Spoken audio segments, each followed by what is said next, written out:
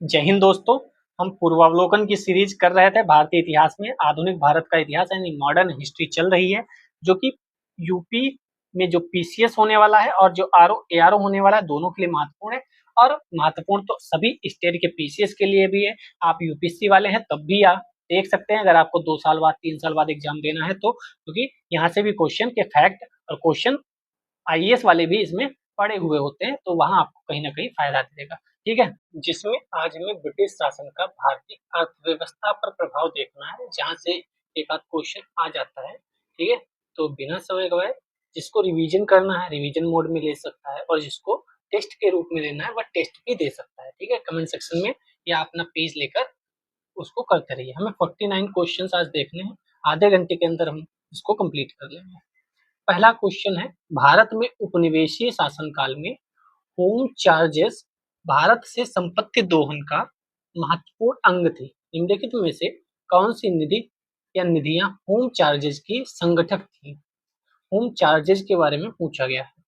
London में India office के भरण पोषण के लिए प्रयोग में लाई जाने वाली निधि को हम होम चार्जेस कहते थे। भारत में कार्यरत अंग्रेज कर्मचारियों के वेतन पेंशन देने हेतु प्रयोग में लाई जाने वाली निधि को होम चार्जेस कहते थे। या बाहर जो युद्धों को लड़ने में अंग्रेजों द्वारा प्रयोग की जाने वाली जो निधि थी उसे हम होम चार्जेस कहते थे। कौन सा सही है? सही या गलत पर आपको सर्किल करना है, क्योंकि ये कई बार क्वेश्चन 2-4 इसीलिए गलत हो जाते हैं क्योंकि आपने सही और गलत नहीं देखा है। तो देखते हैं इसका आंसर क्या होगा। इसका आंसर है 1 और 2। युद्ध वाले से इसका कोई लेना देना नहीं था। जो लंदन में इंडिया ऑफिस है उसका भरण पोषण और जो कर्मचारी हैं वह होम चार्जेस के अंतर्गत आते हैं। युद्ध का कोई लेना देना नहीं है। चलिए नेक्स्ट क्वेश्चन पे चलते हैं।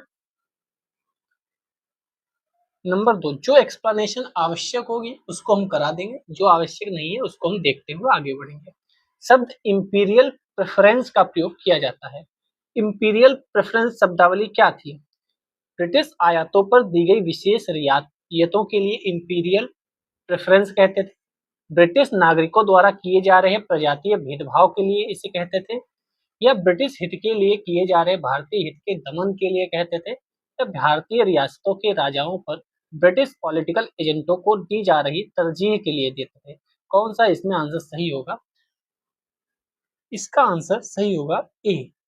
जो भारत में ब्रिटिश आयातों पर दी गई विशेष रियायतें हैं उनको हम इंपीरियल प्रेफरेंस कहते थे।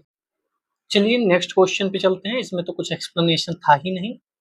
थर्ड नंबर क्वेश्चन कह रहा है, ब्रिटिश शासन के दौरान भारत में उद्योगों का कोई स्वतंत्र विकास नहीं हुआ। इसका क्या कारण? जब ब्रिटिशर्स थे, कोई भारत में उद्योगों का स्वतंत्र विकास क्यों नहीं हो पाया? क्या भारी उद्योगों का अभाव था?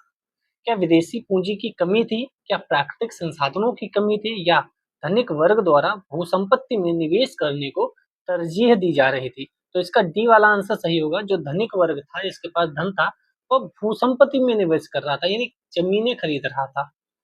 ठीक है, इसीलिए उद्योगों में कोई विकास नहीं हो पाया। चलिए नेक्स्ट क्वेश्चन पे चलते हैं। 18वीं से निर्यातित प्रमुख पण्य पदार्थ क्या थे? पण्य पदार्थ क्या थे? मतलब जो स्टेपल कमोडिटीज थे वह निर्यात कौन से किए जाते थे? क्या हम कपास, तिलहन, अफीम को निर्यात करते थे? क्या चीनी, नमक, जस्ता, सीसा को निर्यात करते थे?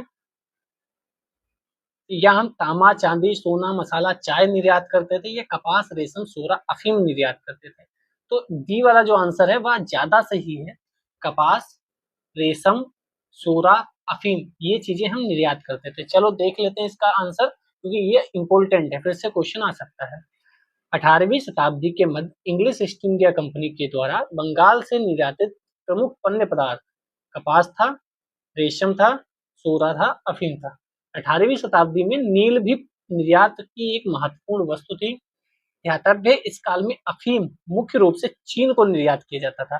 तो ये लाइन याद रखिएगा, क्योंकि 2018 में आईएएस यूपीएससी में पूछा गया और कॉपी पेस्ट तुरंत ये लोग जो स्टेट पीसीएस हैं अलग अलग वहां कर देते हैं। ठीक है, फिफ्थ नंबर क्वेश्चन है, इस्तमरारी बंदोबस्त किसने लागू किया? कुछ लोगों ने पहली बार नाम सुना होगा, कोई बात नहीं, हम इसको अपनी भाषा में कहें तो इसे स्थायी बंदोबस्त, जागीरदारी बंदोबस्त कहते हैं।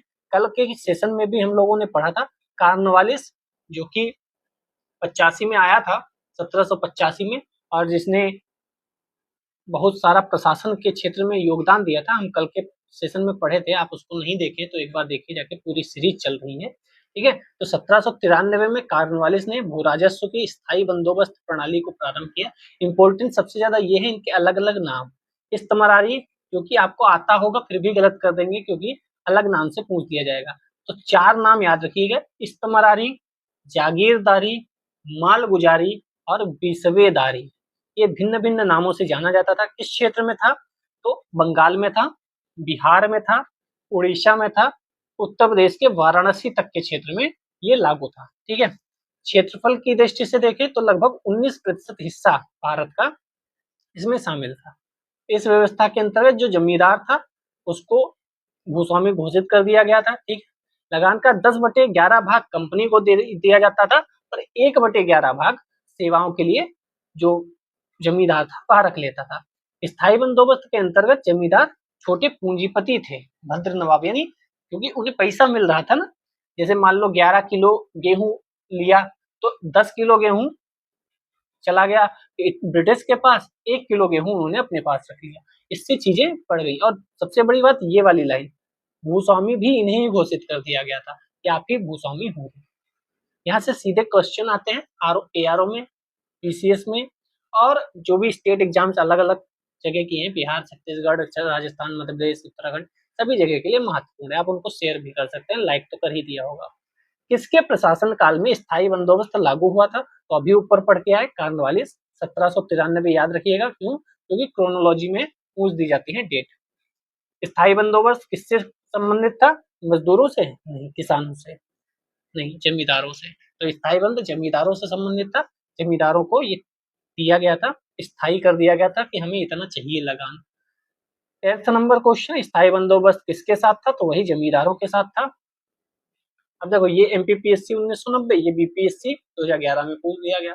तो रिपीट होते हैं क्वेश्चन अलग अलग जगह पे। किस गवर्नर जनरल ने भारत में स्थायी भू राजस्व व्यवस्था शुरू की थी? कॉर्नवालिस ने शुरू की थी, MPPSC ने पूछ दिया। कॉर्नवालिस का स्थायी बंदोबस्त कब लागू हुआ? मैंने बोला था, डेट याद कर लो, कब था? 93 में था। PCS 2010 ने पूछ दिया। अब देखो, अभी IAS भी रह गया है। 1793 में कॉर्नवालिस की भू व्यवस्था प्रणाली लागू होने के बाद कानूनी विवादों की प्रवृत्ति में बढ़ोतरी देखी गई, ठीक है। निम्नलिखित प्रावधानों में से किस एक को सामान्यतः इसके कारक के रूप में जोड़कर देखा जाता है? कौन सा है जिसकी वजह से विवाद शुरू हुए? रैयत की तुलना में जमींदार की स्थिति को अधिक सशक्त बनाया गया क्या? ईस्ट इंडिया कंपनी को जमींदारों का अधिपति बनाया गया? न्यायिक पद्धति को अधिक कार्यकुशल बनाया गया? ABC में से कोई भी सही नहीं है। तो D वाला आंसर सही है, इनमें से कोई भी सही नहीं है। विवाद क्यों बढ़े इसके बारे में देख लेते हैं, क्वेश्चन रिपीट हो सकता है। 1793 में कॉर्नवालिस द्वारा प्रारंभ स्थायी बंदोबस्त वाली भू व्यवस्था प्रणाली में जमींदारों का भूमि पर वास्तविक अधिकार स्वीकृत कर लिया गया। जमींदारों को मान लिया गया कि सब जमीन उनकी है। जब तक कि वे लगान एकत्र कर उसका 10/11 भाग सरकार को देते रहेंगे तब तक उन्हें उस जमीन का मालिक माना जाता रहेगा। लेकिन जमींदारी का भू क्षेत्र निर्धारित नहीं था। अब कौन भू क्षेत्र किसका है? आज के जमाने में पैमाना थोड़ी है कि ये चक तुम्हारा है, ये एरिया तुम्हारा है, ये 10 बीघा तुम्हारा है। ऐसा थोड़ी था। पड़ी थी जमीन, कौन कितना है किसी को पता नहीं था। लगान रहित अनुदान, भूमि, चरागाह, प्रति आदि भूमि निर्धारित न होने के कारण कानूनी विवाद बढ़े थे। इसलिए कानूनी विवाद बढ़े थे, ये ध्यान रखिएगा लाइन। पता नहीं था कौन एरिया किसका कितना है। जमींदार एवं कृषक के बीच अनेक मध्यस्थों के कारण भी विधिक विवादों की संख्या में बढ़ोतरी हुई। मध्यस्थ वैसे भी बहुत आ जाते हैं। आप ही देखो, 2 लोग लड़ रहे हो, तीसरा पहुंच जाएगा, अरे क्या हुआ बताओ तो। चलो आगे बढ़ते हैं। चिरस्थायी बंदोबस्त, आप देखो ये नाम नया है। फिर इस्तमरारी, चिरस्थायी, भाई स्थायी बंदोबस्त पूछ लो ना, चिरस्थायी क्या गजब कहानी है। कोई बात नहीं, आप याद रखिएगा अगली बार के लिए। चिरस्थायी बंदोबस्त 1793 के अंतर्गत जमींदारों से अपेक्षा की गई थी वे खेतिहरों को पट्टा जारी करेंगे। अनेक जमींदारों ने पट्टा जारी नहीं किया, क्या कारण था? जमींदारों के ऊपर किसानों का विश्वास था, क्या ऐसा होगा? जी मत, ऐसा नहीं था। हाँ, मतलब मजाक कर रहे हो क्या ये स्टेटमेंट देके? दूसरा, जमींदारों के ऊपर कोई सरकारी नियंत्रण नहीं था। नंबर तीसरा, यह ब्रिटिश सरकार की जिम्मेदारी थी। चौथा, खेतिहरों की दिलचस्पी पट्टा प्राप्त करने में थी ही नहीं। वाह, ए और डी तो मतलब ऐसे ही दे दिया हंसी मजाक में कि जाओ खेल लो जाकर। ए और डी तो बिल्कुल ही अलग है। तो जमींदारों के ऊपर कोई सरकारी नियंत्रण नहीं था, इस वजह से ये सब चीजें चली, और इसीलिए कभी कभी कृषक और जमींदारों में झगड़े भी होते रहते थे। तो वही यहाँ पे सब कहानी वही लिखी है जो हम पढ़ के आए हैं 1/11 और सब, ठीक है। ये याद कर लो, 1859 ईस्वी के बंगाल रेंट अधिनियम पारित होने के 3 दशक पहले कुछ जिलों में बंगाल बिहार सीमा के संताल क्षेत्र के किसानों ने अपने परंपरागत अधिकारों की रक्षा के लिए हिंसा का सहारा भी लिया था, ठीक है। बाकी तो ऊपर वाला हम पढ़ के ही आए हैं। चलिए 13 नंबर क्वेश्चन। अगर आप नए हैं तो थोड़ा देखिए जाके, इंडियन ज्योग्राफी मैगजीन चल रही है जो आपके हर एग्जाम में काम आएगी, और अपने दोस्तों को भी शेयर कर सकते हैं क्योंकि वहाँ चीजें याद करा दी जा रही हैं। बस मैप लेकर बैठिएगा तो मजा आएगा, एक बार जाकर उसका भी रसास्वादन कर सकते हैं। चलिए, बिहार में परमानेंट सेटलमेंट लागू करने का क्या कारण था? क्या वहां पर जमींदारों का जमीन पर अधिकार ना रहना, क्या जमींदारों के लिए जमीन पर वंश परंपरागत अधिकार को स्वेच्छा से हस्तांतरित करने का अधिकार, क्या भू राजस्व का राजस्व निर्णय करना, या जमींदारी प्रथा का निर्मूलन? कौन सा था? तो डी वाला तो बिल्कुल नहीं होगा, सी वाला है, भू राजस्व का राजस्व निर्णय करना जो था वह परमानेंट सेटलमेंट लागू करने का कारण था। कहीं भी हो परमानेंट सेटलमेंट इसीलिए लागू किया गया था, ठीक है। भू राजस्व व्यवस्था आरंभ में 10 वर्षीय व्यवस्था के रूप में 1790 में लागू की गई थी, लेकिन फिर 1793 में स्थायी बंदोबस्त के रूप में स्थापित हुई, ठीक है। पहले 10 वर्षों के लिए ही थी, लेकिन निश्चित राशि मिलती रहे इसलिए फिर 1793 में परमानेंट कर दी गई। रिक्त स्थान की पूर्ति कीजिए, कर लेते हैं। बंगाल बिहार में भूमि पर किराएदारों के अधिकार को बंगाल किराएदारी अधिनियम द्वारा किया गया। बंगाल किराएदारी अधिनियम कब था? तो 1885 था। 1885 और याद आ रहा है 1885 में मैंने परसों के सेशन में 3 चीजें 1885 से रिलेटेड बताई थी। अब आपने वो देखा होगा तो आप कमेंट करिएगा मैंने कौन सी 3 चीजें बताई थी। 1793 में कार्नवालिस द्वारा स्थायी बंदोबस्त को लागू किया गया, पता है। जमींदारों को कई अधिकार प्रदान किए गए, पता है। 19वीं शताब्दी तक आते आते भूमि की मांग बढ़ने लगी, भूमि मालिकों ने किराए में बढ़ोतरी कर दी, किसानों ने विद्रोह कर दिया। इसी समय पश्चिम सरकार इसी समय बंगाल सरकार ने बंगाल बिहार में बंगाल किराएदार अधिनियम 1885 को लागू किया। भूमि मालिकों और किराएदारों के अधिकारों को परिभाषित किया गया। तो ये लाइन याद रखनी है बस, बंगाल किराएदारी अधिनियम को लागू किया गया। ये किसके लिए था? मालिक यानी जमींदार और किराएदार यानी कृषक, उनको भी उनके बीच में कहानी थी, ठीक है। 15 नंबर क्वेश्चन, निम्नलिखित में से कौन ब्रिटिश शासन के दौरान भारत में रैयतवाड़ी, अब देखो स्थायी बंदोबस्त खत्म हो गया, अब हम आ गए हैं कहाँ? रैयतवाड़ी पे। कौन था जो रैयतवाड़ी बंदोबस्त के प्रारंभ किए जाने से संबंधित था? क्या वह कार्नवालिस था? तो कार्नवालिस तो नहीं होगा, एक जहां है कट कर दो, आपको आंसर ऐसे मिल गया। अगर आपने स्थायी बंदोबस्त पढ़ा है संघ से तो आपको ये आंसर उसी के क्वेश्चन को करने से इसका भी आंसर मिल गया, ठीक है। अब रैयतवाड़ी के बारे में पूरा पढ़ लेते हैं जिससे एक ही बार में चीजें सब रिकॉल हो जाएं और फिर हम अच्छे से पढ़ाई शुरू करें। रैयतवाड़ी बंदोबस्त अंग्रेजों द्वारा भारत में भू राजस्व वसूली हेतु लागू की गई एक प्रणाली थी। कौन कौन था इसमें? अलेक्जेंडर रीड ने मद्रास प्रेसिडेंसी में सर्वप्रथम 1792 में तमिलनाडु के 12 महल क्षेत्र में रैयतवाड़ी व्यवस्था लागू की। अभी हम देख कर आए थे स्थायी बंदोबस्त कब शुरू हुआ था? 1793 में। यहाँ आपको 1792 में दिख रहा है, तो तुरंत देखो, अगर सही से क्रोनोलॉजी में पूछ लिया ना तो मद्रास प्रेसिडेंसी में सर्वप्रथम रैयतवाड़ी शुरू हुआ था, लेकिन हम जनरली पढ़ते हैं कि स्थायी बंदोबस्त सबसे पहले शुरू हुआ था। अगर बड़े लेवल पर देखें तो यहाँ पर आपको फंसाया जा सकता है, बाकी आपकी इच्छा। फिर आता है थॉमस मुनरो, इसने 1809 में कुछ क्षेत्रों में इसे लागू किया, ठीक है। 1820 में फिर कौन आता है? मद्रास का गवर्नर बनने पर उसने मद्रास में लागू किया। मुनरो के शिष्य एल्फिंस्टन ने इसे बॉम्बे प्रेसिडेंसी में लागू किया। यानी 3 नाम आपको याद रखने हैं। एक अलेक्जेंडर रीड जिसने केवल तमिलनाडु के 12 महल क्षेत्र में प्रारंभ किया था। फिर आता है थॉमस मुनरो जिसने मद्रास क्षेत्र का गवर्नर बना तो पूरे क्षेत्र में लागू कर दिया। फिर आता है एल्फिंस्टन जिसने बॉम्बे में लागू किया, ठीक है। तो ये सबसे ज्यादा एरिया पे था। कितना एरिया पे था? 51%। और वो कितने पे था? अभी हम पढ़ के आए थे, वो आप कमेंट सेक्शन में बताना कौन स्थायी बंदोबस्त कितने एरिया पे था। क्वेश्चन पूछा जाता है स्टेटमेंट में। तो 51% में कहाँ कहाँ था ये भी महत्वपूर्ण है। एक देखो मद्रास में था, बम्बई के कुछ हिस्सों में था, पूर्वी बंगाल में भी था, असम में भी था, कुर्ग में भी था। क्वेश्चन फंसाया जाता है पूर्वी बंगाल और असम को लेकर, ठीक है। पूर्वी बंगाल असम, क्योंकि उधर बंगाल की साइड में तो स्थायी बंदोबस्त था, आपके दिमाग में वही रहेगा। जबकि अगर रैयतवाड़ी भी देखें तो असम और पूर्वी बंगाल के कुछ क्षेत्रों में यह भी था, तो ये ध्यान रखिएगा, यहाँ पे क्वेश्चन आपको फंसाया जा सकता है स्टेटमेंट बनाकर। इस व्यवस्था के अंतर्गत रैयतों को भूमि का मालिकाना हक प्रदान किया गया, किसको? रैयतों को, जिसके द्वारा ये प्रत्यक्ष रूप से सीधे व्यक्तिगत रूप से भू राजस्व अदा करते थे, यानी किसानों को मालिक बना लिया गया। स्थायी बंदोबस्त में जमींदारों को मालिक बनाया गया था, वहां जमींदार कर इकट्ठा करके कंपनी को देते थे, यहाँ जो किसान है वह स्वयं भू राजस्व अदा करते हैं।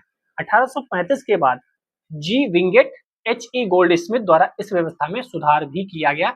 इतने नाम याद रखिएगा, मेन नाम Alexander Reid, Thomas Munro, Elphinstone का है, ये तीन तो आप याद ही रखिएगा। 1820, 1809 और 1792, यह भी याद रखिएगा। अब सब क्वेश्चन इसी में हम लोगों ने इस पे थोड़ा सा टाइम दे दिया, देखो पैराग्राफ पे, अब सारे क्वेश्चन एक एक मिनट में हो जाएंगे, एक एक मिनट भी नहीं लगेगा। देखो, रैयतवाड़ी व्यवस्था सर्वप्रथम कहाँ लागू हुई? सर्वप्रथम अभी तमिलनाडु देख कर आए थे, क्या मद्रास लिखा है तो मद्रास क्षेत्र के तमिलनाडु के एक एरिया में लागू हुई थी, ठीक है। 17 भू राजस्व की स्थायी बंदोबस्त एवं रैयतवाड़ी प्रणाली क्रमशः शुरू की गई, तो रैयतवाड़ी मद्रास में थी, तो मद्रास यहाँ पे है, आप देखो सही हो गया आंसर, सब सही हो जाएंगे अभी उस पैराग्राफ से। सर थॉमस मुनरो ने भू राजस्व व्यवस्था से संबंधित कौन सा था? तो वही रैयतवाड़ी थी। नेक्स्ट, स्पीड में भाग रहे क्योंकि हम अभी पढ़ लिए, रिवाइज हो गया, ठीक है। मद्रास के रैयतवाड़ी बंदोबस्त से कौन संबंधित रहा है? क्या मेलकॉम का नाम सुना था, क्या मेटकॉफ था? एल्फिंस्टन मुनरो दोनों थे, तो मुनरो मद्रास में था, एल्फिंस्टन बॉम्बे में था, ये भी ध्यान रखिएगा, ठीक है। मद्रास में पूछा गया क्वेश्चन में, इसीलिए मुनरो लगाएंगे, बॉम्बे पूछा जाता एल्फिंस्टन लगाते। 20 रैयतवाड़ी प्रथा प्रारंभ की थी, किसने प्रारंभ की थी? तो थॉमस मुनरो ने प्रारंभ की थी, ठीक है।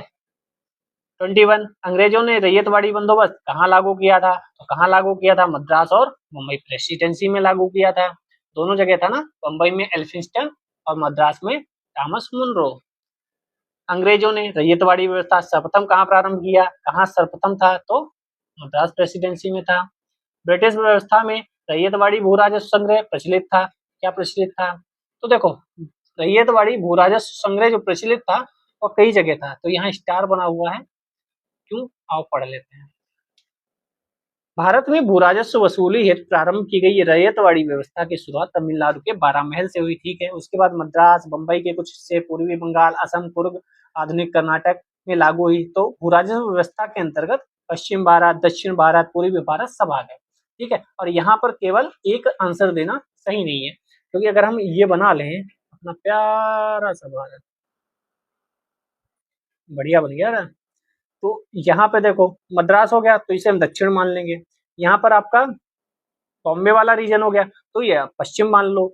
यहाँ पे असम, और ऐसे नहीं करते, क्या हो रहा है भाई, यहाँ पे असम और थोड़ा पूर्वी बंगाल, तो इसे हम पूर्वी हिस्सा मान लेते हैं। तो हमारे अकॉर्डिंग यहाँ पर नहीं लगाना था, तो पूर्वी भारत में तो था, दक्षिण भारत में भी था, पश्चिम भारत में भी था। अगर यहाँ पे ये लिख देते ब्रिटिश व्यवस्था में रैयतवाड़ी भू राजस्व का संग्रह प्रचलित नहीं था, तो इसका आंसर ए हो जाना चाहिए था। ऐसा क्वेश्चन बनाया गया होगा, नहीं छूट गया, क्वेश्चन की ऐसी तैसी हो गई, ठीक है। लेकिन ये मैप बढ़िया बन गया। मैप से याद आया, इंडियन मैपिंग की सीरीज चल रही है बहुत बढ़िया से, माउंटेन वगैरह सब, एक बार देखिए जाके प्लेलिस्ट में, मजा आ जाएगा। हम आते हैं 24 नंबर क्वेश्चन पे। रैयतवाड़ी बंदोबस्त के संदर्भ में निम्नलिखित कथनों पर विचार कीजिए। कर लेते हैं। देखो आप सब, आपको पता है, पढ़ते रहिए, आंसर देते रहिए। किसानों द्वारा लगान सीधे सरकार को दिया जाता था, यस। सरकार रैयत को पट्टे देती थी, क्या पट्टे देती थी? कर लगाने के पूर्व भूमि का सर्वेक्षण, मूल्य निर्धारण किया जाता था। कौन सा सही है? तो देख लेते हैं। सी वाला सही है, 1 2 3 तीनों सही है। पट्टे भी देती थी, यानी पट्टे भी देती होगी, ये फैक्ट उसमें नहीं था, इसलिए ये फैक्ट हमारा रह गया। अब याद कर लेंगे, कोई बात नहीं, बाकी तो हमने सब पढ़ ही लिया था, ठीक है। ये लाइन याद रखिएगा, भूमि सर्वेक्षण होता था बढ़िया से, और लगान के बीच समझौता होता था कि इतना लगान लेंगे या नहीं लेंगे, पट्टा भी दिया जाता था, ठीक है। निजी संपत्ति का प्रमाण होता था भूमि पर, ठीक है, ये भी ध्यान रखिएगा। 25 नंबर क्वेश्चन, वह प्रथा बताइए जिसके तहत किसान स्वयं भूमि का मालिक होता था और सरकार को भू राजस्व की जिम्मेदारी होती थी। तो रैयतवाड़ी, ठीक है, अब तो आसान हो गया।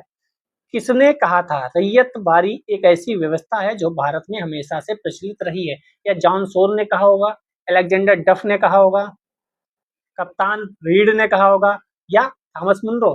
थॉमस मुनरो ने कहा होगा क्योंकि वही लागू कर। अब देखो 2023 झारखंड ने पूछ लिया इसको, समझ रहे हो? तो क्वेश्चन यहीं से आएगा, आपको इसी वीडियो से एक क्वेश्चन दो क्वेश्चन मिल जाएंगे, पढ़ने की आवश्यकता नहीं, वही सब लिखा है जो हम पढ़ के आए हैं। 27 नीचे दो कथन दिए गए हैं, ठीक है, एक को कथन ए, दूसरे को कथन आर कहा गया है।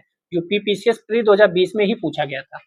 ब्रिटिश सरकार ने भारत के अलग अलग भागों में भू राजस्व की अलग अलग व्यवस्था लागू की थी। तो हाँ, एक जगह स्थायी बंदोबस्त था, तो कहीं रैयतवाड़ी था, तो कहीं महलवाड़ी था, ठीक है। इससे भारतीय किसानों में अलग अलग वर्ग बन गए थे। क्या ऐसा था? अलग अलग वर्ग बन गए थे। क्या ये व्याख्या भी करता है? तो ए वाला सही है, ए आर दोनों सही है और सही व्याख्या भी करता है।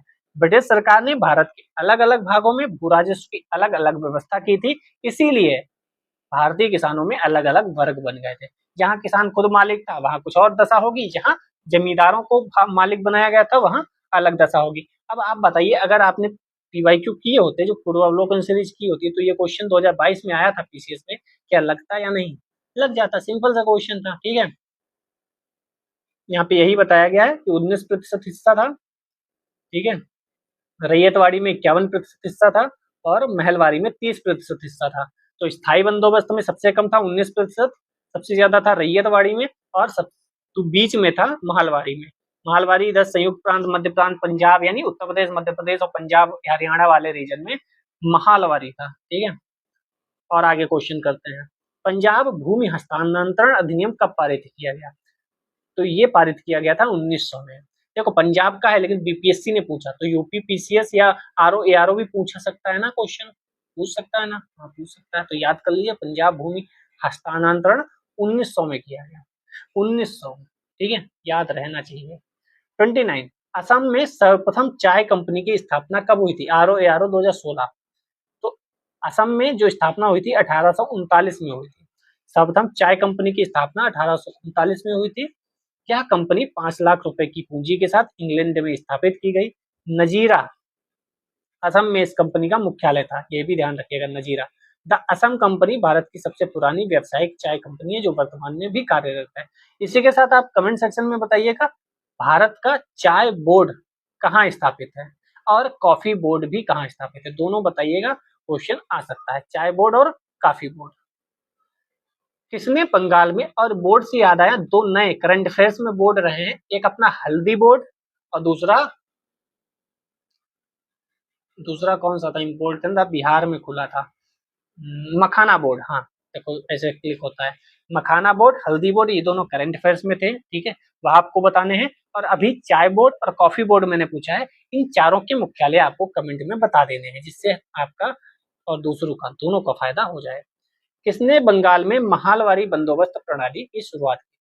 महालवारी, अब देखो हेस्टिंग्स, कार्नवालिस, मैकेंजी उपयुक्त में से एक से अधिक, तो कौन होना चाहिए? तो मैकेंजी होना चाहिए, ठीक है। महालवारी बंदोबस्त मैकेंजी ने, अब महालवारी पढ़ ले फिर सारे क्वेश्चन अपने आप हो जाएंगे। 1822 डेट याद रखो, हॉल्ट मैकेंजी ने बंगाल प्रेसिडेंसी के उत्तर पश्चिमी प्रांतों, यानी जो वर्तमान का उत्तर प्रदेश, मध्य प्रदेश, पंजाब, हरियाणा टाइप का राज्य है वो सब, भू राजस्व व्यवस्था की एक नई पद्धति महालवारी तैयार की। ये था क्या? इस प्रणाली में मध्य प्रांत, पंजाब समेत ब्रिटिश भारत का लगभग 30% भूभाग शामिल था। महालवारी पद्धति में जमींदार और रैयतवाड़ी दोनों के तत्व शामिल थे, दोनों के बढ़िया बढ़िया चीजें ले ली और शामिल कर लिया। तभी कहा जाता है जो बाद को होता है वो अच्छा करता है। जैसे कोई आपके मोहल्ले में मकान बन रहे हैं, जो बाद को मकान बनाएगा ना, वह सबसे ऊंचा मकान बनाएगा, आपने देखा होगा, ठीक है। पहले मकान नीचे थे, फिर किसी ने एक ईंट ऊपर बढ़ाया, फिर दूसरी ईंट ऊपर बढ़ाया, किसी ने ऐसा बना दिया कि बहुत ऊंचा हो गया, ठीक है। और डिजाइन भी अलग अलग होती होगी। तो बाद को जो करते हैं काम, बस सब कुछ सोच विचार के करते हैं। पूछे गए प्रश्न में बंगाल शब्द का प्रयोग किया गया है, जो कि त्रुटिपूर्ण है, क्योंकि देखिए क्या लिखा है, इसने बंगाल में महालवारी बंदोबस्त प्रणाली की शुरुआत की। तो महालवारी तो मैकेंजी ने शुरुआत की, लेकिन यह बंगाल में था क्या? उसकी जगह पर बंगाल प्रेसिडेंसी शब्द का प्रयोग ज्यादा उपयुक्त है, क्योंकि बंगाल प्रेसिडेंसी बात कहेंगे तो बहुत ज्यादा एरिया हो जाएगा, तो कहीं ना कहीं टच कर रहा होगा। जब उत्तर प्रदेश की तरफ हम आएंगे तो बंगाल प्रेसिडेंसी टच कर सकता है, तो बंगाल प्रेसिडेंसी एक बार सत्य मान भी सकते हैं, लेकिन बंगाल तो बहुत छोटा पड़ जाएगा ना। बिहार लोक सेवा आयोग ने भी अपने प्रारंभिक और संशोधित दोनों उत्तर पत्रिकों में विकल्प सी को ही सत्य माना। उन्होंने बंगाल को मतलब इग्नोर मार दिया कि बंगाल है ही नहीं, छोड़ो, खाली महलवारी बता दो, ठीक है। तो महलवारी के बारे में उन्होंने क्वेश्चन का आंसर दे दिया। अब आओ सूची 1 सूची 2 को सम्मिलित कीजिए। जजमानी, बारह बलूट, मिरासी, अडाडे, ये क्या है? दूसरी तरफ है उत्तर भारत, कर्नाटक, महाराष्ट्र, तमिलनाडु। सही मिलान करने हैं, तो इसका सही मिलान क्या होगा देख लेते हैं। सी वाला शायद था या डी वाला? डी वाला था, हाँ डी वाला। 1342, 1342, तो 1342 ये क्या है, इसका एक्सप्लेनेशन देख लेते हैं। यूपीपीएससी द्वारा जारी उत्तर कुंजी में इस प्रश्न का उत्तर विकल्प बी है, जो कि गलत है। पीसीएस 2020 में पूछा गया और यहाँ पे बता रहे हैं कि वाह आंसर गलत है। यूपी पीसीएस ने बी बताया है, जबकि यह डी बता रहे हैं। जजमानी जो है वह उत्तर भारत में, बारह बलूट महाराष्ट्र में, मिरासी तमिलनाडु में, अडाडे कर्नाटक में। आप इसको रट लीजिए, हो सकता है रिपीट कर दें, लेकिन गलत क्वेश्चन पूछने की परंपरा ये बहुत बुरी है। ये बी बता रहे हैं। बी के अकॉर्डिंग अगर हम देखें तो जजमानी 1 है, बी का 3 है, सी का 2 है और डी का 4 ही तो बचा, डी का 4 है, ये बता रहे हैं। ठीक है, तो आप अपने अकॉर्डिंग देख लीजिए, जो ये बता रहे हैं यही सही मान लो, ये सही है। क्वेश्चन वैसे आएगा नहीं, एक बार गलत हो जाता है तो क्वेश्चन नहीं पूछते। ब्रिटिश भारत में सैन्य बल पर केंद्रीय राजस्व का कुल कितना प्रतिशत व्यय होता था? सैन्य बल पर कितना प्रतिशत व्यय होता होगा, सोच के बताइए। तो 40% जो था वह सैन्य बल पर ही होता था खर्च। इस तरह के प्रश्न का उत्तर विवादित होता है, क्योंकि उस समय लेखा जोखा इतना थोड़ी था कि बताया जा सके। और ब्रिटिश भारत में किस क्षेत्र में? ब्रिटिश भारत 1800 कब से बात करें, अगर 1764 से बात कर लें बक्सर के बाद, या 1757 से बात कर लें प्लासी से 1947 तक, इतना बड़ा रेंज हो जाता है। तो हमेशा क्या 40% ही खर्च होता होगा? ब्रिटिश भारत में सैन्य बल पर केंद्रीय राजस्व का कुल कितना प्रतिशत व्यय होता था? तो 200 साल के इतिहास में आप किस समय का पूछ रहे हो भाई? अगर हमसे पूछ लो यहाँ पे कि भारत में सैन्य बल पर कितना खर्च होता है, तो हम भी पूछेंगे भैया कब? 2025 में, 2018 में, 2020 में, 2015 में, 1948 में, या 1950 में, या 1978 में? अलग अलग समय पर अलग अलग परसेंटेज होगा ना, तो ये क्वेश्चन ऐसे ही गलत हो सकता है। भारत में औसतन सैन्य बल पर खर्च केंद्रीय राजस्व का 40% होगा। पता नहीं ऐसे क्वेश्चन क्यों पूछते हैं। मतलब जो कोचिंग वाले हैं वो अच्छे क्वेश्चन बना लेते हैं, उनकी आंसर की गलत नहीं होती है। ये तो लाखों रुपए खर्च होने के बावजूद उत्तर प्रदेश आयोग जैसे लोग क्वेश्चन सही नहीं बनाते। और देखो यूपी आरओ एआरओ 2021 में पूछा गया भाई, इससे बढ़िया तो कोचिंग वाले हैं, वो सही क्वेश्चन बना देते हैं टेस्ट सीरीज में। खैर 33 नंबर क्वेश्चन, दादा भाई नौरोजी द्वारा प्रतिपादित ट्रेन थ्योरी या अपवाह सिद्धांत की सही परिभाषा नीचे के किस कथन में आती है? तो दिमाग खराब हो गया, ये क्वेश्चन गलत आ गया तो। भाई इतना सब बैठे हो क्या कर रहे हो, समझ में नहीं आता। एक क्वेश्चन इस बार आरओ एआरओ का है, उन्हें यही नहीं पता वित्त मंत्रालय, वित्त आयोग संवैधानिक है, सांविधिक है कि वैधानिक है कि कार्यपालिकी उससे आया है, मतलब हद करते हैं। खैर पानी पीजिए फिर से चालू होजिए। हाँ, दादा भाई नौरोजी द्वारा प्रतिपादित अपवाह सिद्धांत की सही परिभाषा नीचे के किस कथन में आती है? ए, देश के संसाधनों का उपयोग ब्रिटेन के हित में किया जा रहा था, क्या ऐसा था? दूसरा, भारत की राष्ट्रीय संपदा का एक भाग अथवा कुल वार्षिक उत्पाद ब्रिटेन को निर्यात कर दिया जाता था, जिसके लिए भारत को कोई वास्तविक प्रतिफल नहीं मिलता था।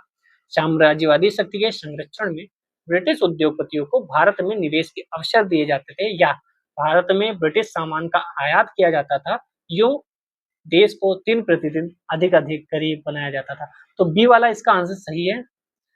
जो अपवाह सिद्धांत था, यानी दादाभाई नौरोजी जी कह रहे थे कि यहाँ का जो धन है वह बाहर जा रहा है, तो बहिर्गमन, धन का बहिर्गमन या धन का अपवाह राष्ट्रवादी परिभाषा थी। भारत से धन संपत्ति माल का इंग्लैंड में हस्तांतरण होना। उनकी 2-4 किताबें हैं, वह भी आप याद रखेंगे। एक तो poverty and un-British rule in India, दूसरा the wants and means of India, तीसरा on the commerce of India. अब कहोगे ये तीनों क्यों बताई? क्योंकि देखो poverty and un-British rule of India आपको रटी है, मुझे भी पता है, तभी ये दो क्वेश्चन नहीं, दो बुक अलग अलग जो है वह पूछी जा सकती है। Wants and means of India, the on the commerce of India, क्योंकि ये वाली तो सबको याद ही है, रटी हुई है। थोड़ा टफ पेपर बनेगा तो ये वाली क्वेश्चन पूछा जा सकता है। 34 नंबर पे आते हैं, निकास का सिद्धांत किसने दिया? दादा भाई नौरोजी ने दिया। ठीक है, दादा भाई नौरोजी ने दिया। अंग्रेजों के शासनकाल में भारत के आर्थिक दोहन की बात किसने की थी? दादा भाई नौरोजी ने की थी। इनके अलावा भी 2-3 लोग थे जिन्होंने बात की थी, आपने फाउंडेशन कोर्स में अपने पढ़ा होगा। 36 नंबर पे क्वेश्चन है, पीसीएस 2017 का है। निम्नलिखित कथनों पर विचार कीजिए। अभिकथन और कथन कारण वाला क्वेश्चन है। ब्रिटिश काल में सामान्यतः भारत का व्यापार संतुलन अनुकूल था। धन की निकासी का स्वरूप अप्रतिफलित निर्यात था। हाँ, अप्रतिफलित निर्यात था, ठीक है, इसीलिए अनुकूल था। ये कोई पढ़ने की आवश्यकता है नहीं, वैसे पढ़ लेते हैं एक बार, आपको रिवीजन हो जाएगा। बहिर्गमन अथवा निकासी की राष्ट्रवादी परिभाषा का तात्पर्य भारत से धन संपत्ति एवं माल का इंग्लैंड में हस्तांतरण था, जिसके बदले में भारत को इसके समतुल्य कोई भी आर्थिक वाणिज्यिक या प्रतिलाभ नहीं होता था। हमें प्रतिलाभ नहीं होता था कोई। ब्रिटिश काल में सामान्यतः भारत का व्यापार संतुलन अनुकूल था, क्योंकि इस दौरान आयात की तुलना में अधिक निर्यात होता था। ईस्ट इंडिया कंपनी के धन निष्कासन के स्रोत थे व्यापारिक एकाधिकार से प्राप्त लाभ, कंपनी के कर्मचारियों के वेतन एवं पेंशन, कंपनी के निवेशकों को दिया जाने वाला लाभांश, ये सब वहां इंग्लैंड भेजा जाता था। कंपनी द्वारा जो पैसा इंग्लैंड भेजते थे, वही पैसा पुनः भारत में विदेशी ऋण पूंजी निवेश के रूप में प्राप्त हो जाता था। इस पूंजी निवेश का उद्देश्य देश का विकास नहीं बल्कि भारतीय साधनों का अधिकाधिक दोहन करना था, शोषण करना था। 1813 में और इसके पश्चात आर्थिक निकास ने अप्रतिफल निर्यात का रूप धारण कर लिया। 1914 के पहले भारत में अंग्रेजी पूंजी निवेश केवल उन आर्थिक परिसाधनों में लगाए गए जैसे रेलवे, सड़क, व्यापारिक जहाज और खनिज उद्योग, कोयला, सोना। वित्तीय संस्थाओं में जो अंग्रेजी उद्योग के अनुपूरक थे, इनमें भारतीय औद्योगिक विकास के लिए कोई स्थान नहीं था। दादा भाई नौरोजी ने धन के निष्कासन को अनिष्टों का अनिष्ट, ये भी लाइन याद रखिएगा, किसने कहा था? Evils of all evils, evil of all सेविल, एविल ऑफ ऑल एविल्स। ये इंग्लिश में याद रखिएगा, क्योंकि इंग्लिश में ही आएगा, हमें जानते हैं इंग्लिश में ही वो देंगे, अनिष्टों का अनिष्ट नहीं देंगे। इंग्लिश में ही लिखा होगा, हिंदी में भी वही लिखा होगा देवनागरी लिपि में, एविल ऑफ ऑल एविल्स। ठीक है, भारत की निर्धनता का मुख्य कारण यही बना, यहाँ से सामान, यहाँ से पैसा, सब कुछ बाहर जाता रहा।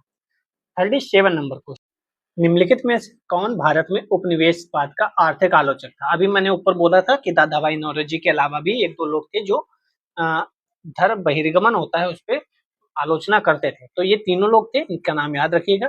दादा भाई नौरोजी सबका नाम याद रखते हैं, लेकिन सुब्रमण्यम अय्यर और आरसी दत्त का भी नाम याद रखिएगा। इतना टफ क्वेश्चन नहीं है, आईएएस प्री 2015 में आया था, क्वेश्चन कॉपी पेस्ट हो सकता है, ठीक है, रट लीजिए क्योंकि दादा भाई नौरोजी सबको याद रहते हैं। जी सुब्रमण्यम अय्यर और आरसी दत्त, ये 2 नाम भी आप याद रखिएगा, ठीक है। पढ़ लेते हैं, ये इंपॉर्टेंट चीज है। 1870 से 1905 के बीच बहुत से भारतीय बुद्धिजीवियों ने ब्रिटिश शासन के आर्थिक पहलू को विश्लेषित किया। 3 लोगों का योगदान सबसे ज्यादा है, दादा भाई नौरोजी, महादेव गोविंद रानाडे, आईसीएस अधिकारी थे रमेश चंद्र दत्त यानी आरसी दत्त। ठीक है, इन्होंने भारत आर्थिक इतिहास लिखा, भारत का आर्थिक इतिहास इन तीनों ने लिखा था, ये भी ध्यान रखिएगा। इन तीनों के अतिरिक्त एक जीवी जोशी थे, जी सुब्रमण्यम अय्यर थे, वही जिन्होंने द हिंदू, आप लोग पढ़ते होंगे, समाचार पत्र के संस्थापक संपादक थे। गोपाल कृष्ण गोखले जी ने भी ऐसी बातें की, समेत अनेक राजनीतिक कार्यकर्ताओं, पत्रकारों ने तत्कालीन अर्थव्यवस्था के हर पहलू को गहराई से विश्लेषण किया। इस निष्कर्ष पर पहुंचे कि भारत के आर्थिक विकास के रास्ते में सबसे बड़ी बाधा उपनिवेशवाद ही है। तो इन सबके नाम आप याद रखिएगा, ठीक है, क्वेश्चन बन सकता है। 38, निम्नलिखित में से कौन दादा भाई नौरोजी के उत्सारण सिद्धांत में विश्वास नहीं करता था? अब ड्रेन थ्योरी नहीं आता तो आप इससे समझ सकते थे क्या, बहिर्गमन की बात कर रहा है, धन के बहिर्गमन की, ड्रेन थ्योरी की बात कर रहा है, उत्सारण सिद्धांत। हम तो ऐसी हिंदी लिखेंगे ना कि हिंदी वाला मास्टर भी कहेगा कहाँ से आ गई। तो ये सर सैयद अहमद खां भी थे, इनका भी नाम याद रखिएगा। कौन दादा भाई नौरोजी के उत्सारण सिद्धांत में विश्वास नहीं करता था? अच्छा सॉरी सॉरी सॉरी, ये नहीं, मैंने नहीं देखा, इसलिए गलती हो गई। आप भी क्वेश्चन में नहीं देखते और गलती करके आ जाते हैं। कौन नहीं करता था विश्वास? सर सैयद अहमद खां विश्वास नहीं करते थे। एमजी रानाडे अभी पढ़ के आए थे, गंगाधर तिलक, आरसी दत्त तीनों पढ़कर आए थे। सर सैयद अहमद खां ब्रिटिश शासन के प्रति वफादार थे, ये वही जिन्होंने एंग्लो इंडियन जो मुस्लिम अलीगढ़ मुस्लिम विश्वविद्यालय बाद में बना, उसके संस्थापक थे, ठीक है। ये सर सैयद अहमद खां। बस कुछ क्वेश्चंस बचे हैं, 5 मिनट में हम खत्म कर लेंगे। Poverty and un British rule India नामक पुस्तक किस वर्ष प्रकाशित हुई। तो किसने लिखी ये तो पता था, लेकिन प्रकाशित कब हुई, तो 1901 में प्रकाशित हुई, ठीक है। और लंदन के एस शोनेस्चेन प्रकाशक द्वारा प्रकाशित की गई थी। लंदन में प्रकाशित हुई थी, यहाँ नहीं प्रकाशित हुई थी, ये ध्यान रखिएगा। नमक पुस्तक किसने लिखी थी, तो किसने लिखी थी, दादा भाई नौरोजी जी ने लिखी थी, ठीक है, लंदन में, ये ध्यान रखिएगा। 41 ब्रिटिश हाउस ऑफ कॉमन्स में चुने जाने वाले दादा भाई नौरोजी प्रथम भारतीय थे। ये लाइन भी याद रखिएगा। पहले तो ये अलग से आ सकती है, कौन ब्रिटिश हाउस ऑफ कॉमन्स में चुने जाने वाला प्रथम भारतीय था, तो दादा भाई नौरोजी थे, जिन्होंने इस दल के टिकट पर चुनाव लड़ा। अब दल का नाम भी पता होना चाहिए, तो उदारवादी दल, उदार थे, उदार होंगे तभी तो यहाँ के लोगों को वहां चुनाव लड़ा सकते हैं, वरना कौन लड़ाएगा, ऐसे याद कर सकते हैं आप, ठीक है। तो उदारवादी, और कौन था ये भी क्वेश्चन पूछा जा सकता है, तो दादा भाई नौरोजी थे। ब्रिटिश शासन के समय अर्थव्यवस्था को खोखला करने यानी इकोनॉमिक ड्रेन के सिद्धांत की पुस्तक किसने लिखी थी, तो दादा भाई नौरोजी जी ने लिखी थी। दादा भाई नौरोजी जी भी एक इम्पोर्टेंट पर्सनालिटी थे, ठीक है, हैं भी, अभी भी पढ़ा जाता है उन्हें। अन्य उद्योगीकरण के संदर्भ में निम्नलिखित में से कौन सा कथन सही है, सही या गलत पे सर्किल पहले करिए। यह प्रक्रिया 1813 में प्रारंभ हुई क्या, अन्य उद्योगीकरण। दूसरा, ईस्ट इंडिया कंपनी के व्यापारिक एकाधिकारों की समाप्ति ने इस प्रक्रिया को तेज कर दिया, क्या ऐसा था, हाँ ऐसा था, दोनों सही है, ठीक है। तो भारत में अनुद्योगीकरण की प्रक्रिया 1813 के चार्टर एक्ट द्वारा कंपनी का भारतीय व्यापार का एकाधिकार समाप्त करने से शुरू हुई। दो चीजों को छोड़कर भारतीय जो कंपनी, जो ईस्ट इंडिया कंपनी थी, उसका एकाधिकार समाप्त कर दिया गया था। वो दो चीजें कौन सी थी, एक चीन की और एक चाय की बात। इससे ब्रिटेन की समस्त प्रजा को पूर्वी विश्व के साथ व्यापार करने की अनुमति प्राप्त हो गई, सब दौड़ कर आ गए। औद्योगिक क्रांति को विस्तार देने के लिए किया गया था, इससे भारतीय ब्रिटिश उत्पादों को बाजार बन गया, ठीक है, कोई बात नहीं, आगे चलते हैं। ये क्वेश्चन इंपोर्टेंट है, देखो, निम्नलिखित कथनों पर विचार कीजिए। दादा भाई नौरोजी की भारतीय राष्ट्रीय आंदोलन को सर्वाधिक प्रभावी देन क्या थी, उन्होंने इस बात को अभिव्यक्त किया कि ब्रिटेन भारत का आर्थिक शोषण कर रहा है। उन्होंने प्राचीन भारतीय ग्रंथों की व्याख्या की और भारतीयों में आत्मविश्वास जगाया। उन्होंने सभी सामाजिक बुराइयों के निराकरण की आवश्यकता पर सर्वोपरि जोर दिया। कौन सा सही है, सही की बात पूछा है उसने, तो केवल एक वाला सही है। उन्होंने जो वही आर्थिक शोषण कर रहा है, यहाँ से धन बहिर्गमन हो रहा है, उन सब की बात की थी उन्होंने, ड्रेन थ्योरी की बात। किसने यह विचार दिया था कि ब्रिटिश आर्थिक नीति घिनौनी है, किसने कहा होगा, तो कार्ल मार्क्स ने कहा था। किसने कहा था, कार्ल मार्क्स। ये क्वेश्चन याद रखिएगा, क्योंकि ये क्वेश्चन अगर रिपीट हुआ तो आधे से ज्यादा लोग घूम जाएंगे, ठीक है। और दादा भाई नौरोजी लगा के आएंगे, आप भी दादा भाई नौरोजी ही लगाए होंगे अगर आपने पहले आंसर दिया होगा तो कार्ल मार्क्स से ब्रिटिश आर्थिक नीति घिनौनी है। कार्ल मार्क्स ने यह विचार व्यक्त किया था कि ब्रिटिश आर्थिक नीति घिनौनी है, अंग्रेज हस्तक्षेप से सूत काटने वाला तो लंका शहर में रहता है, ये पढ़ लेते ढंग से। कार्ल मार्क्स ने यह विचार व्यक्त किया था कि ब्रिटिश आर्थिक नीति घिनौनी है, अंग्रेजी हस्तक्षेप से सूत काटने वाला तो लंका शहर में रहता है। तंतुवाय बंगाल और उसका आर्थिक आधार समाप्त होने के कारण लगभग लुप्त हो गया है। लाखों चरखों हथकरघों ने असंख्य कातनों वाले बुनकरों को जन्म दिया, ये समाज के केंद्र बिंदु बने रहे थे, किंतु अब इस देश में विदेशी सूती कपड़े की मानो बाढ़ आ गई। मतलब यहाँ से पहले यहाँ कपड़े बनते थे, ठीक है, विदेशों में जाते थे, अब विदेशों में कपड़े बनते हैं। आप जानते हैं यहाँ से कच्चा माल ब्रिटिशर्स ले जाते थे और इंग्लैंड से बना बनाया कपड़ा यहाँ लाते थे। 46 दक्षिण भारत में सिंचाई व्यवस्था का अग्रदूत। अब थोड़े अलग क्वेश्चन आए हैं, तो सर आर्थर कॉटन को याद रखिएगा। कॉटन के कपड़े पहनते हैं, क्यों, क्योंकि उसमें पसीना सोख लेता है। इससे याद सिंचाई याद रखिएगा, याद हो जाए तो बढ़िया, वरना दक्षिण भारत में सिंचाई व्यवस्था sir Arthur cotton, cotton cotton cotton, ठीक है, ठीक है, आगे बढ़ते हैं। याद कर लीजिएगा, ये याद नहीं रहता, इंपोर्टेंट है। भारतीय इतिहास के संदर्भ में निम्नलिखित युग्मों पर विचार कीजिए। औरंग, बेनियान, मिरासीदार, कौन सा सही सुमेलित है।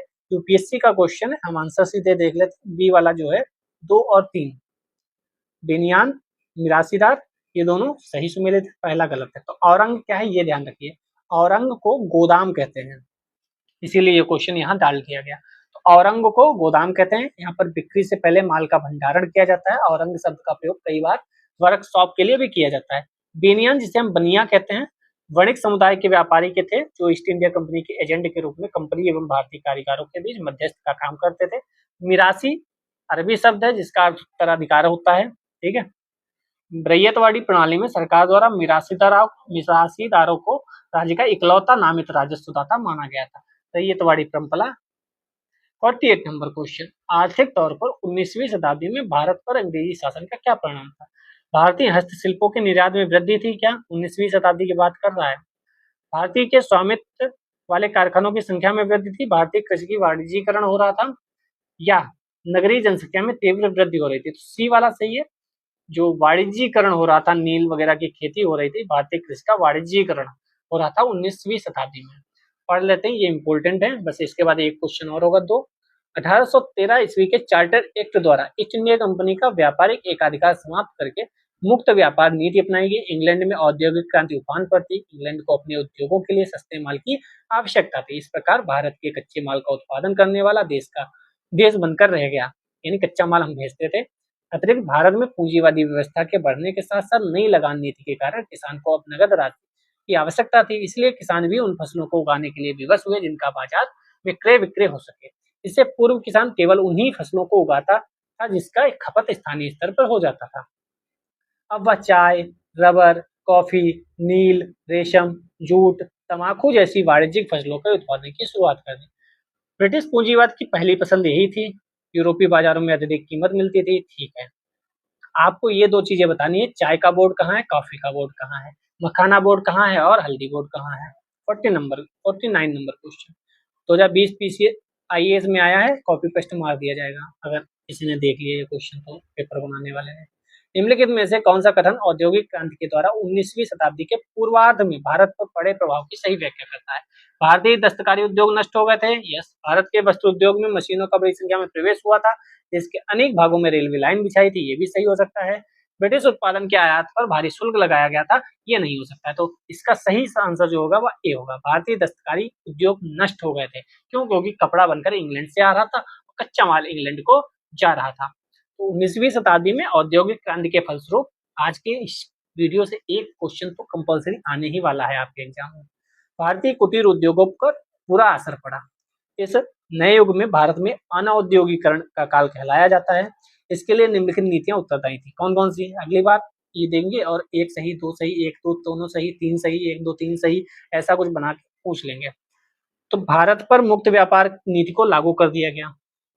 मुक्त व्यापार नीति से याद आया, अभी हमारे साथ हमारे भारत ने ब्रिटिश के साथ फिर से मुक्त व्यापार नीति का कुछ चल रहा था। आप करंट अफेयर्स में उसको पढ़ के जाइएगा, क्वेश्चन आ सकता है क्या? 99% आएगा। भारत पर मुक्त व्यापार नीति को लागू करना, भारतीय माल पर अत्यधिक चुंगी लगाना यानी कर लगाना, ब्रिटिश कंपनी द्वारा भारत से कच्चे माल का निर्यात, रेल मार्गों का भी विकास, जैसे यहाँ पर लिखा है ऊपर रेल मार्गों का विकास, लेकिन ज्यादा सही ए वाला आंसर था। विदेशी निर्माताओं को उद्योग लगाने के लिए विशेष सुविधाएं देना, इन सभी कारणों ने मिलकर भारतीय परंपरागत जो दस्तकारी उद्योग का विनाश था वह कर दिया। कार्ल मार्क्स ने इसीलिए लिखा था, यह अंग्रेज घुसपैठिया था जिसने भारतीय खड्डी को तोड़ दिया, चरखे का नाश कर दिया, देश की सूती वस्त्रों के लिए जाना जाता था, सूती वस्त्रों से भर दिया। यानी आपको इस वर्ड को याद रखना है, इस व्यक्ति को याद रखना है, ये लाइन से याद रखनी है। ये लाइन दी जा सकती है। किसने कहा था? अंग्रेज घुसपैठिया था जिसने ये किया। नीचे चार आंसर होंगे, महात्मा गांधी, कार्ल मार्क्स, दादा भाई नौरोजी और गोखले। आपको तुरंत मार्क्स पे टिक कर देना है। जहां आपका दिमाग नहीं जाएगा, आपका दिमाग पहले दादा भाई नौरोजी पे जाएगा, फिर महात्मा गांधी पे जाएगा और आप क्वेश्चन गलत कराएंगे। ठीक है, तो ये याद रखिएगा।